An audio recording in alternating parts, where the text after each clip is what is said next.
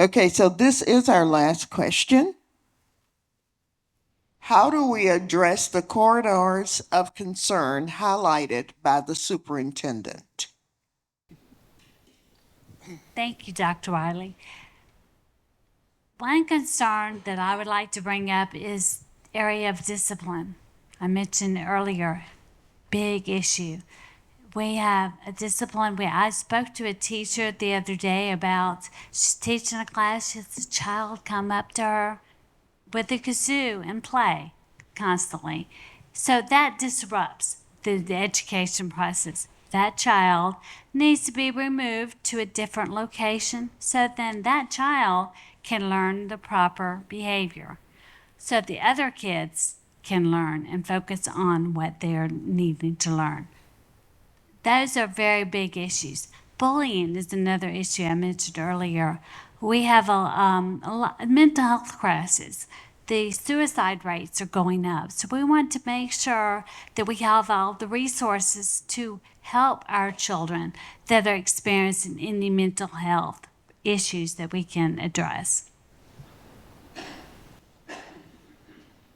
I mentioned it earlier when I said our local law enforcement is critical when it comes to our kids.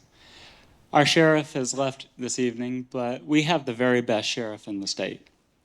And I wholeheartedly believe that when we address safety, we need a law enforcement personnel in every single school in Escambia County. And that includes elementary, it includes middle and high school. I love it to think about when elementary school students get to know their resource officers, get to know law enforcement personnel.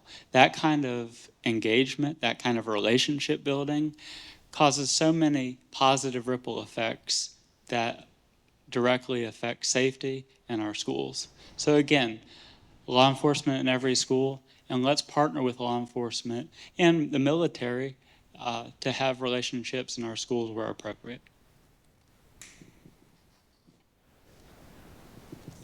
Make no mistake about it, we have some challenges in our school district, but I want to say something right up front. I noticed something that happened in our school district that I never thought would happen when we hired a superintendent from out of state, from out of our county in a way. And he came in here and he started doing a lot of policies that upset the entire system. And it took 3 years for people to realize that and for the board to get rid of him. And then we got Keith Leonard. Keith Leonard was one of my students. He sat in my 7th grade classroom. I taught him, and he's a dear friend of mine. And I told my fellow colleagues that it would take 2 to 3 months for him to settle the Escambia School District down. Ladies and gentlemen, you know how long it took?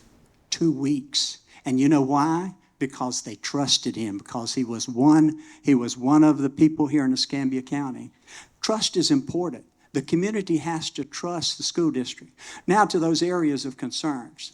You know, I'm one of those all over District 5. I've been walking Sentry, doing things all over our county up here. And the one thing I hear is they want another shot at an elected superintendent. And when I'm on the board, I'm going to give it that. I'm going to make the motion to put that on the agenda at the appropriate time to have another vote on that.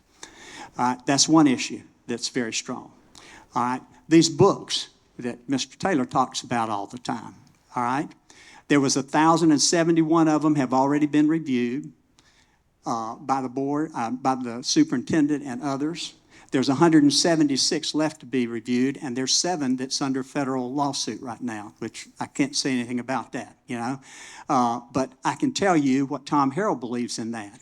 There's no place in our schools for these books. You know, there's no place. And if I'm on the board, when they come before me, if they're inappropriate, if they are not grade level appropriate, if they have sexual connotations or anything like that, here's a vote that's saying they got to go, okay?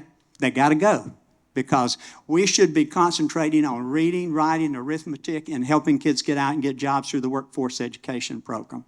We have 3 other things that are challenges in our school district. Number 1 is attendance. It's part of our strategic plan. We're running 90% since the pandemic, and we can't seem to get off of that. I have some ideas as a board member to get us off of that. We should be running 97%. If kids aren't here, they can't learn, okay? It's that simple. We've got to get up that other 7%. Discipline is a huge concern. Bullying, as Carissa talks about. I've got some ideas in that area that I can't expel right now. And I've got some ideas about discipline, about covering the discipline up front before they get the referral. 25% of our students getting a referral every year is unacceptable, ladies and gentlemen. It's just unacceptable. And closing that academic gap, that's the next one. That's part of our strategic plan. Our kids are behind, and it's because of the pandemic. And we're losing our workforce in the interim. Closing that academic gap is so important. And I have the experience, the expertise, and the skill set on that board to make a difference in that area because I've done it at the high-performing end, and I've done it at those schools that needed help that had an F. Ladies and gentlemen, I want to be your board member. And I'm going to bring a skill set to that board that will make a difference and will help us put us in the top 5. Thank you.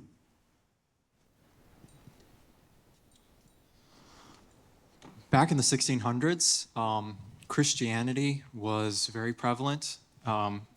We were a very blessed nation. If you look at some of the laws from the 1600s from certain jurisdictions, they'll give the law, for instance, thou shalt not steal, and then give a Bible reference. It's that foundation that made America great. It's that foundation that produced men who are willing to lay down their lives for liberty. But we've despised those foundations. Our founding father, John Adams, said that the Constitution was not meant to govern, was only meant to govern a religious and moral people. We've thrown off religion, and morals are following suit. Moral capital only stays around for so long after you get rid of the income, the religion that sustains it. And then you get, quote unquote, corridors of concern. I believe it used to be called pockets of poverty, which in America, poverty isn't really a thing. We all have food and water and clothing and shelter, and therewith we should be content. Physical poverty isn't really a thing, but spiritual poverty is very prevalent. In America, we are a multicultural nation, and different cultures are further along in the degeneration that follows the rejection of Christ's gospel. And so the solution to address those problems is Jesus Christ on the cross, bearing the sins of the world, and his glorious mission and new birth for every one of his followers. God is great. God is good all the time. But we got some problems that we're going to have to sell. We're going to have to deal with them. When we got asked earlier this evening what was one of the most positive things that happened in the Escambia County school system, I was the first person that got up here and say the appointment of Keith Leonard as superintendent. Now, Keith's not perfect, and I think the world of it. But if I see some discrepancies or problems along the way, I'm going to discuss it with him. Now, these people say they got some solutions to discipline problems, but they don't give you any of them.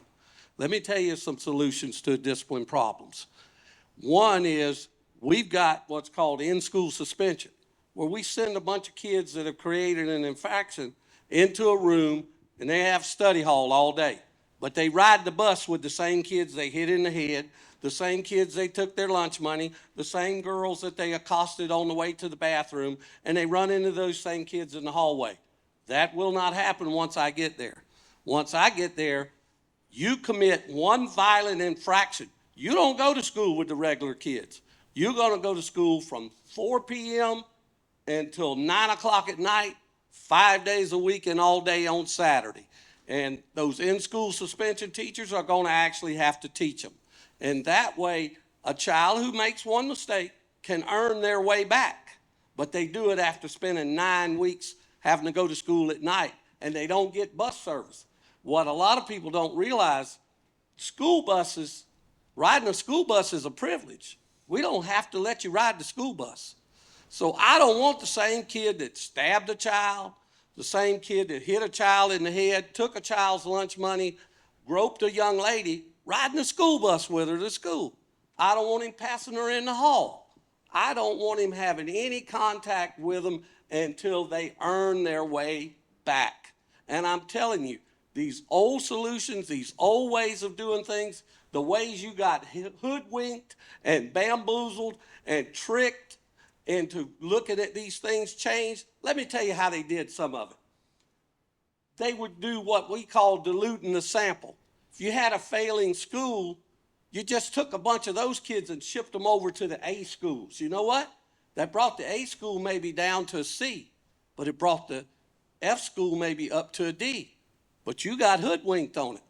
Also, if they got below a certain number of these poor performing kids, and school board members knew some of this really happened, their scores didn't count against that school's score. If they're below a certain number, they didn't count. So we weren't really doing anything better, but we manipulated the system. We diluted the sample. I'm telling you, I'm not going to let you be fooled. I'm not going to let you be hoodwinked. I'm going to tell it like it is because I was on the inside fighting against this. I'm going to continue to fight it, and I'm not going to let people get away telling you how great the school system is. And when principals give 80% of their staff highly effective ratings and the school fails or gets a D, you tell me where that makes any sense. We have got to make some changes. We're going to make some changes, and we're going to do it with one idea like the military uses. Failure's not going to be an option. It's going to have to get done. Your taxes pay for it. Your children are receiving that education, and I want them to have the very best. Okay. Corridors of concern.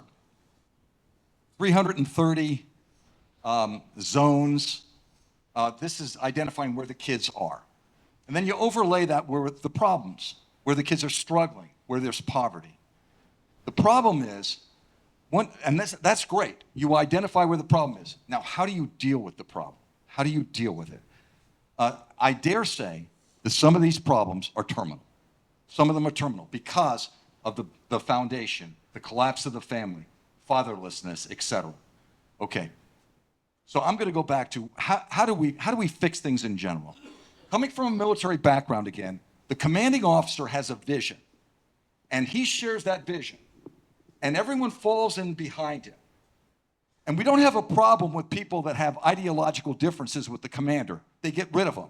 But in the private sector and in education, that's not the case. So you can have a superintendent wanting to do one thing, and he can have people in his administration pulling in the opposite direction.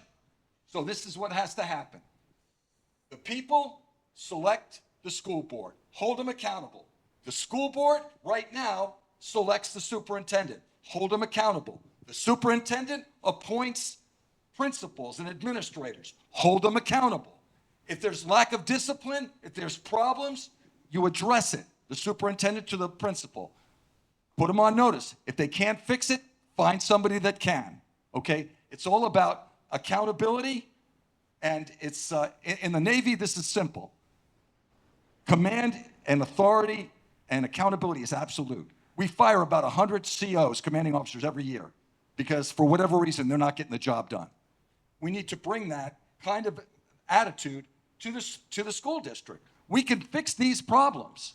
We can fix these problems. We got to work creatively together to do it. All right, it looks like I get to close out the night. Yeah, I get to close out the night. So you're stuck with my dad jokes. All right, so quarters of concern. I'm going to quote Joseph Heller from Catch-22. He says, Americans have a great history of throwing money at a problem and doing absolutely nothing to fix it.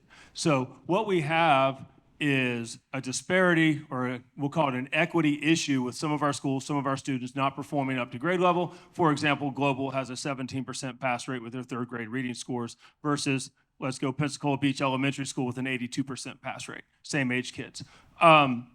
So how do we, to Rich's point, how do we go about addressing this? And I'm much more of a carrot than a stick kind of guy. I find that you get more with honey than with vinegar. So I'm most likely not going to put them on Saturday school and things of that nature. My thought would be that we pair them with mentors, and we have the principals, again, as Rich mentioned, have the principals take the leadership on this and say, hey, these kids need help. And if it's the whole daggum school, then it's the whole daggum school. But the greatest predictor of future prison populations is second grade reading scores.